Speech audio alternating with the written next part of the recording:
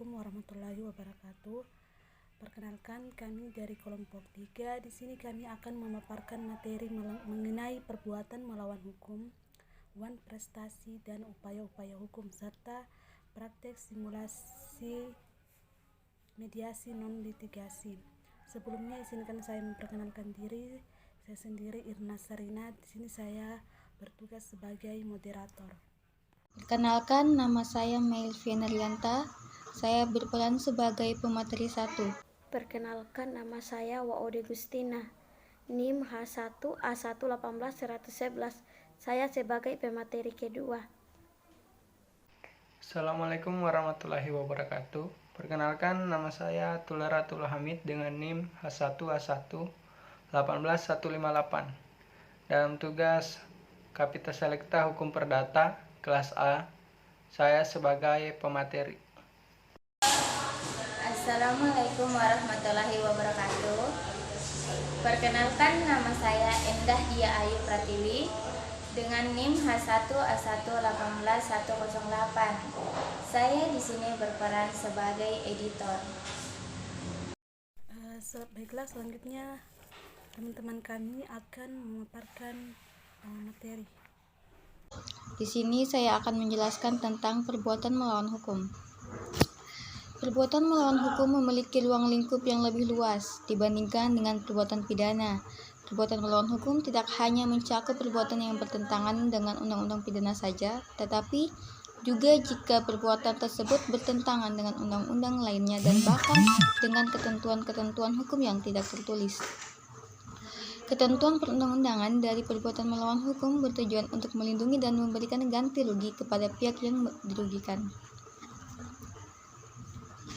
Setiap perbuatan pidana selalu dirumuskan secara seksama dalam undang-undang sehingga sifatnya terbatas. Sebaliknya, pada perbuatan melawan hukum adalah tindak demikian. Undang-undang hanya menentukan satu pasal umum yang memberikan akibat-akibat hukum terhadap perbuatan melawan hukum. Perbuatan melawan hukum diatur dalam pasal 1365 sampai dengan pasal 1380 KUH Perdata. Pasal 1365 menyatakan bahwa setiap perbuatan yang melawan hukum yang membawa kerugian kepada orang lain menyebabkan orang karena salahnya menerbitkan kerugian mengganti kerugian tersebut. Perbuatan melawan hukum dalam KUH Perdata berasal dari Code Napoleon. Menurut pasal 1365 Kitab Undang-Undang Hukum Perdata Indonesia, maka yang dimaksud dengan perbuatan melanggar hukum adalah perbuatan yang melawan hukum yang dilakukan oleh seseorang yang karena kesalahannya itu telah menimbulkan kerugian bagi orang lain. Pasal 1365 KUH Perdata berbunyi, tiap perbuatan melanggar hukum yang membawa kerugian kepada orang lain mewajibkan orang yang karena salahnya menerbitkan kerugian itu mengganti kerugian tersebut. Istilah melanggar menurut M.A. Muegni Jojodirjo hanya mencerminkan sifat aktifnya saja, sedangkan sifat pasifnya diabaikan. Pada istilah melawan, itu sudah termaksud pengertian perbuatan yang bersifat aktif maupun pasif. Seseorang dengan sengaja melakukan sesuatu perbuatan yang menimbulkan kerugian pada orang lain, maka menampaklah dengan jelas sifat aktif dari istilah melawan tersebut. Sebaliknya, kalau seseorang dengan sengaja tidak melakukan sesuatu atau diam saja padahal mengetahui bahwa sesungguhnya harus melakukan sesuatu perbuatan untuk tidak merugikan orang lain atau dengan lain perkataan bersikap pasif saja, bahkan enggan melakukan kerugian pada orang lain, maka telah melawan tanpa harus menggerakkan badannya. Inilah sifat pasif daripada istilah melawan. Mungkin itu saja yang dapat saya paparkan. Sekian dan terima kasih. Selanjutnya akan dibawakan oleh pemateri kedua. Saya di sini akan menjelaskan materi tentang wan prestasi. Wan prestasi adalah pelaksanaan kewajiban yang tidak dipenuhi atau ingkar janji atau kelalaian yang dilakukan oleh debitur, baik karena tidak melaksanakan apa yang telah diperjanjikan atau malah melakukan sesuatu yang menurut perjanjian tidak boleh dilakukan. Istilah wan prestasi berasal dari bahasa Belanda, yaitu wan prestatie, yang artinya tidak memenuhi prestasi atau kewajiban yang telah ditetapkan terhadap pihak-pihak tertentu dalam suatu perikatan, baik perikatan yang berasal dari suatu perjanjian atau perikatan yang timbul karena undang-undang. Ada 3 bentuk wan prestasi, yang dimana yaitu 1. Tidak memenuhi prestasi sama sekali, terlambat memenuhi prestasi secara tidak baik. Wan prestasi itu sendiri memberikan akibat hukum terhadap pihak yang melakukan, membawa kerugian terhadap timbulnya hak pihak yang dirugikan, untuk menuntut pihak yang melakukan wan prestasi untuk memberikan ganti rugi, sehingga oleh hukum diharap agar ada suatu pihak yang dirugikan karena wan prestasi tersebut.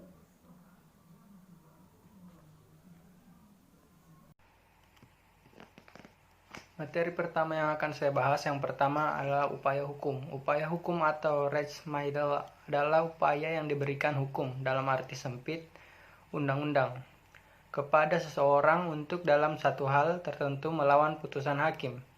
Kita kenal dalam hukum acara perdata perihal upaya hukum ini terbagi menjadi 2 kelompok, yaitu hukum biasa dan hukum luar biasa. Sering dilupakan orang atau pencari keadilan bahwa dalam hal putusan hakim telah dijatuhkan untuk kedua kalinya, maka upaya hukum yang tepat untuk digunakan adalah mengajukan permohonan banding. Dan jangan sekali-sekali mengajukan hak melawan. Melawan sekali lagi, karena akibatnya fatal, yaitu permohonan banding yang diajukan menjadi terlambat atau lewat tenggang waktunya sehingga tidak dapat diterima. Dasar hukumnya itu Pasal 126 ayat 5 Hayer, Pasal 8 ayat 2, dan Pasal 7 ayat 4 Undang-Undang Nomor 20 Tahun 1947. Pada umumnya perlawanan yang diajukan oleh penggugat, semula tergugat akan menangguhkan pelaksanaan putusan hakim yang telah dijatuhkan dengan ketentuan yang dijalankan lebih dahulu berdasarkan ketentuan Pasal 8 ayat 1 Hayer. Materi kedua itu yang saya akan bahas, penyelesaian sengketa melalui mediasi. Mediasi adalah upaya penyelesaian konflik dengan melibatkan pihak ketiga yang netral, yang tidak memiliki kewenangan mengambil keputusan, yang membantu pihak-pihak yang bersengketa mencapai penyelesaian atau solusi. Yang diterima oleh kedua belah pihak, mediasi merupakan salah satu proses penyelesaian sengketa yang lebih cepat dan murah, serta dapat memberikan akses yang lebih besar kepada para pihak menemukan penyelesaian yang memuaskan dan menemukan rasa keadilan. Mediasi adalah cara penyelesaian sengketa melalui proses perundingan untuk memperoleh kesepakatan para pihak dan dengan dibantu oleh mediator. Jenis perkara yang dimediasi itu kecuali perkara yang diselesaikan melalui prosedur pengadilan niaga, pengadilan hubungan industrial, keberatan atas putusan Badan Penyelesaian Sengketa Konsumen, dan keberatan atas putusan Komisi Pengawas Persaingan Usaha. Semua sengketa perdata yang diajukan ke pengadilan tingkat pertama wajib terlebih dahulu diupayakan penyelesaian melalui perdamaian atau bantuan mediator.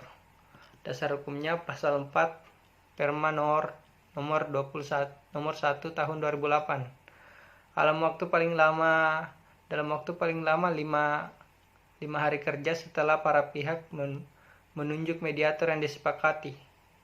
Masing-masing pihak dapat menyelesaikan resum perkara kepada satu sama lain dan kepada mediator.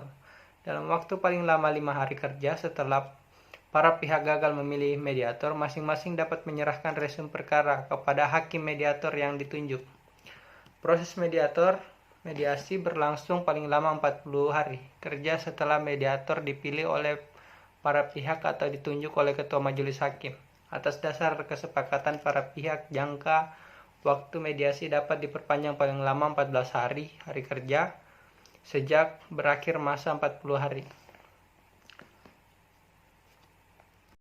Itulah tadi pemaparan materi dari teman-teman kami. Selanjutnya kami akan menampilkan praktek simulasi mediasi non-litigasi atau di luar pengadilan. Assalamualaikum warahmatullahi wabarakatuh. Selamat malam Bapak Ibu yang terhormat. Sebelum kita melakukan mediasi ini, izinkan saya dan rekan-rekan saya memperkenalkan diri terlebih dahulu. Perkenalkan, nama saya Nur Sarmila, selaku mediator pertama. Perkenalkan, saya Bella Safira sebagai mediator kedua. Assalamualaikum warahmatullahi wabarakatuh. Perkenalkan, nama saya Ayuli Setiawati. Saya sebagai mediator ketiga. Baiklah, kami di sini adalah mediator yang telah dipilih oleh Bapak dan Ibu. Selanjutnya kepada Bapak dan Ibu, serta pihak penggugat, tergugat, dan juga saksi untuk memperkenalkan dirinya masing-masing.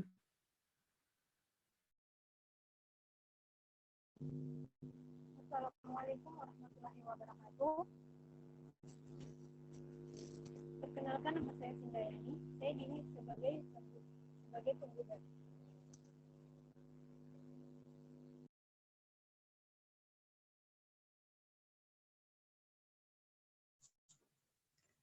Assalamualaikum warahmatullahi wabarakatuh. Perkenalkan, nama saya Sriani Odebone. Di sini saya sebagai pihak tergugat.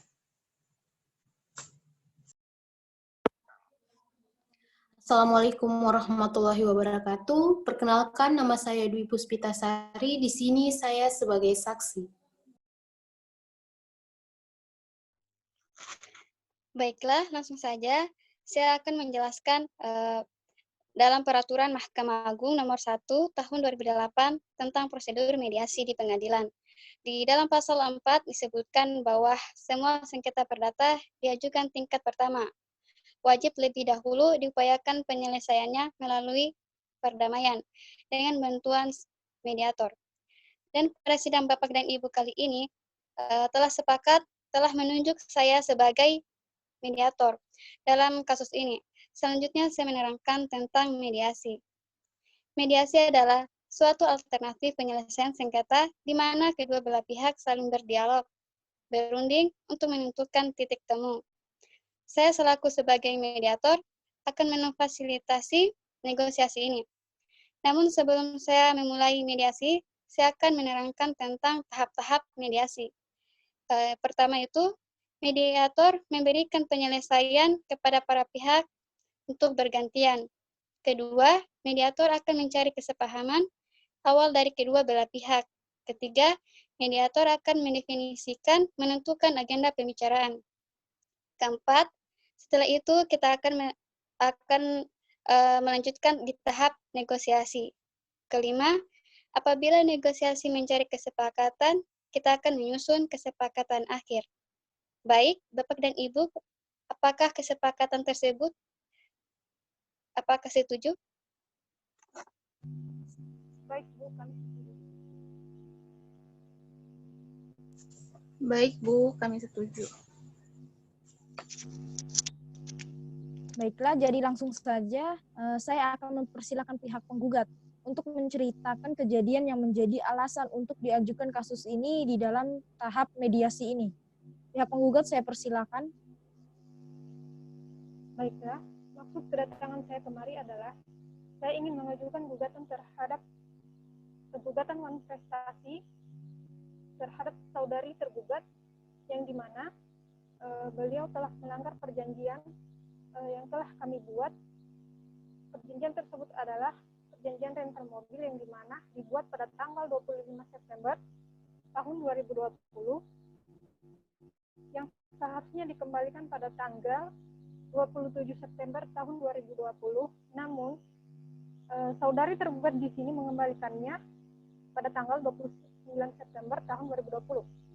Dan juga mobil tersebut dikembalikan dalam keadaan rusak dan tidak normal. Terima kasih.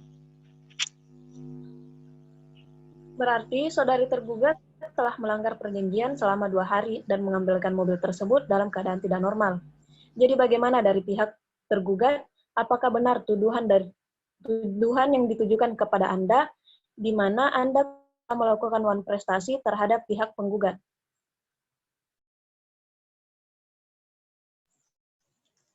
Baik, mediator. Jadi di sini saya membenarkan bahwa saya telah melakukan sewa-menyewa terhadap penggugat dan juga pada tanggal 25 September 2020 dan juga saya telah melakukan perjanjian yang dimana perjanjian tersebut menyatakan bahwa mobil yang saya sewa itu akan harus dikembalikan pada tanggal 27 September 2020. Tetapi di sini saya membantah atau tidak membenarkan pernyataan Saudari Yani selaku penggugat yang mengatakan bahwa saya telah melakukan wan prestasi. Karena saya sendiri di sini merasa bahwa saya merupakan korban yang dimana sebelum saya melakukan sewa menyewa mobil ini, Saudari Yani pernah mengatakan bahwa mobil yang saya akan gunakan itu merupakan mobil yang normal atau tidak mempunyai kerusakan apapun. Tetapi ketika saya menggunakan mobil tersebut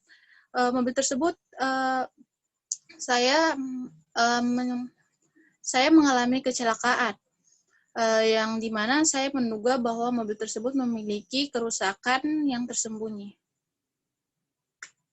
Terima kasih.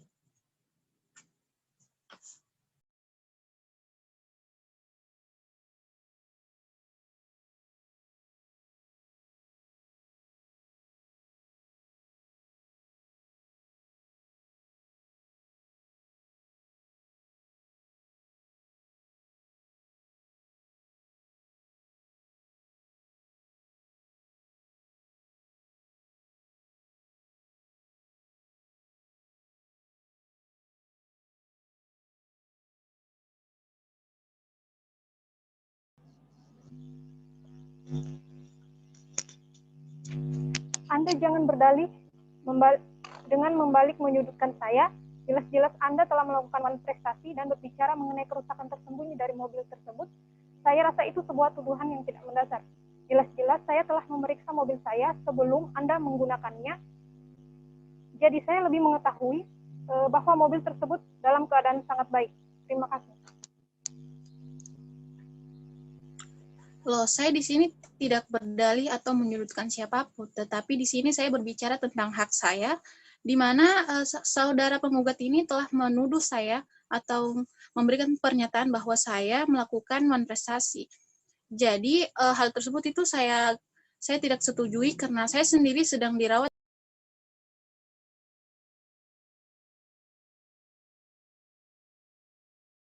pada tanggal 27 September tersebut dikarenakan kecelakaan yang saya alami, sehingga hal tersebut itu membuat saya tidak bisa untuk memberikan mobil tersebut. Terima kasih. Bapak Ibu, harap tenang. Kalau pihak satu sedang berbicara, maka pihak yang lain harus mendengarkan, agar kita dapat mengerti apa kemauan dari masing-masing pihak. Kalau Bapak dan Ibu tetap seperti ini, maka tahap mediasi ini tidak bisa dilanjutkan. Bagaimana? Apakah mau dilanjutkan atau tidak? Baik Bu, silakan dilanjutkan. Mohon maaf Bu, baik silakan lanjutkan. Oke, baiklah kita lanjutkan mediasi ini. Selanjutnya saya ingin bertanya kepada penggugat. Adakah bukti-bukti atau dasar atas dugaan yang ada Anda layangkan ke saudari tergugat tersebut? Baik, saya di sini membawa saksi dan bukti surat perjanjian yang telah kami buat pada tanggal 25 September tahun 2020. Saya persilakan.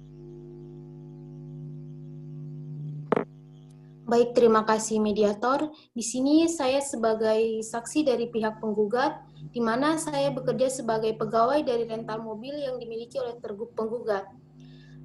Pada hari tersebut memang terjadinya suatu perjanjian rental mobil, di mana dalam perjanjian tersebut tergugat atau saudara Ibu Asriani tidak mengembalikan mobil dengan waktu yang telah diperjanjikan, serta mobil tersebut kembali sudah dalam keadaan yang tidak normal, Bu.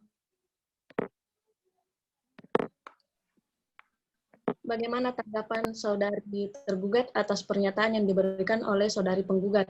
Apakah Anda membenarkannya atau ada sanggahan? Baik, mediator. Jadi mengenai pernyataan saksi tersebut, seperti yang telah saya jelaskan sebelumnya, bahwa memang benar saya melakukan perjanjian terhadap saudari penggugat, tetapi sekali lagi saya sampaikan bahwa saya terlambat mengembalikan mobil tersebut karena saya mengalami kecelakaan, sehingga mobil itu mengalami kerusakan. Jadi mohon pengertiannya dari Ibu penggugat, Sesungguhnya saya kecewa terhadap Anda yang tanpa menghubungi saya, Anda langsung mengugat saya tanpa mendengarkan penjelasan saya sebelumnya. Masalah ini seharusnya bisa kita selesaikan dengan cara baik-baik, tetapi dan saya juga akan bertanggung jawab mengenai kerugian yang penggugat terima. Terima kasih. Oke, baiklah. Sebelum kami akan menjelaskan mengenai undang-undang yang mengatur tentang perjanjian itu sendiri, nah di dalam pasal 1314 BW ini dia menjelaskan suatu persetujuan diadakan dengan cuma-cuma atau dengan memberatkan. Suatu persetujuan cuma-cuma adalah suatu persetujuan bahwa pihak yang satu akan memberikan suatu keuntungan kepada pihak yang lain tanpa memberikan tidak keseimbangan. Suatu persetujuan memberatkan adalah suatu persetujuan yang mewajibkan tiap pihak untuk memberikan sesuatu, melakukan sesuatu atau tidak melakukan sesuatu. Nah, di dalam pasal 1320 BW yang menjelaskan untuk sahnya perjanjian diperlukan 4 syarat. Yang pertama, sepakat mereka yang mengingatkan diri.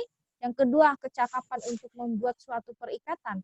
Yang ketiga, suatu hal tertentu. Dan keempat, suatu sebab yang halal. Nah, sedangkan di dalam pasal 1234 dia menjelaskan perikatan ditunjukkan untuk memberikan sesuatu, untuk dibuatkan sesuatu, atau untuk tidak berbuat sesuatu. Nah, perjanjian yang Anda buat telah memenuhi syarat-syarat suatu perjanjian, dan saudari tergugat telah melakukan wan prestasi.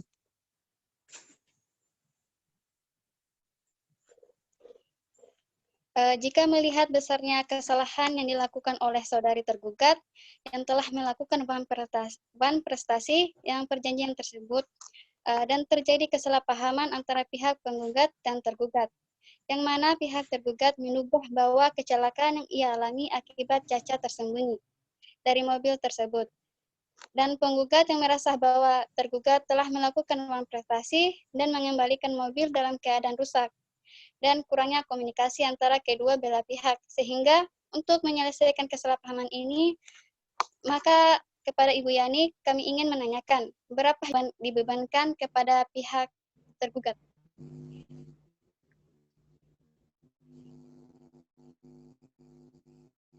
Baiklah, saya ganti kerugian terhadap tergugat itu sebesar 5 karena juga harus memperbaiki tersebut. Bagaimana dengan saudari tergugat? Apakah Anda menerima dengan besarnya ganti kerugian tersebut? Mediator, saya keberatan terhadap pembayaran ganti rugi yang dibebankan kepada saya, yang mana seperti yang sudah saya katakan sebelumnya, saya telah dirawat di rumah sakit yang dimana saya telah mengeluarkan uang yang tidak sedikit dalam proses penyembuhan saya. Jadi saya mohon kepada penggugat dan mediator untuk keringanannya dalam pembayaran ganti rugi tersebut.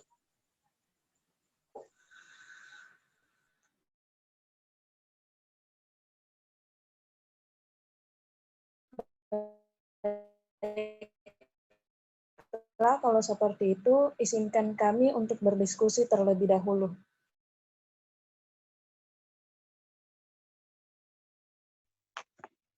Baik, kita sudah melakukan perundingan dan saran dari kami yaitu bagaimana jika ganti rugi yang diberikan kepada tergugat sebesar 3 juta rupiah.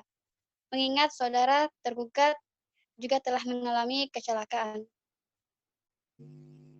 Baiklah, saran dari para mediator saya terima dengan ganti kerugian yang akan diberikan oleh saudari tergugat sebesar 3 juta. Baiklah, itulah hasil mediasi dari kami. Berarti kesimpulannya saudari tergugat harus membayar kepada saudari penggugat sebesar 3 juta rupiah. Dan terima kasih telah menggunakan jasa kami. Assalamualaikum warahmatullahi wabarakatuh.